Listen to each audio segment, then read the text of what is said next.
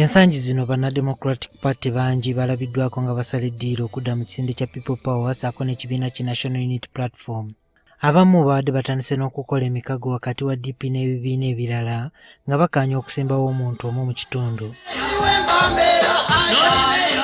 Kyokka Norbert Mao bw'abadde ayogerako ne bannamawulire alabudde abakulembeze ku bitebe bya DP eby'enjawulo mu ggwanga obutayingira mu mikago ekibiina gye kitamanyiiko. Waliwo bannaffe abaagenda mu bibiina ebirala naye tebaagala ate kuvuganyizibwa banna DP. Twagala kulabula abakulembeze ba branches ekyokwegatta ekyokukola omukago ogw'omulimu gwaffe nga National Executive Committee. Temulina buyinza busalawo ku levo yammwe, tetwegasse n'eggundi.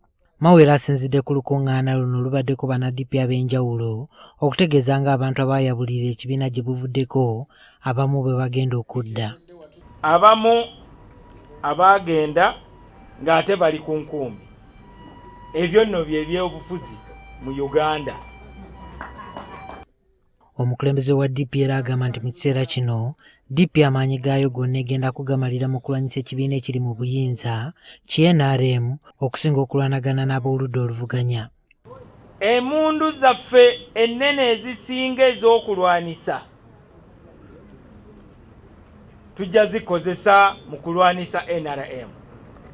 Naye bannaffe abali ku ludda lw'opposition bwe batulumba naffe tujja kwekuuma. Ono asinzidde wano n'ategeeza nga bana DP bwe batawagira kya gavumenti okuzza eggwanga ku muggalo olw'okusaasaana kw'ekirwadde ki COVID-19. Tusaba gavumenti eno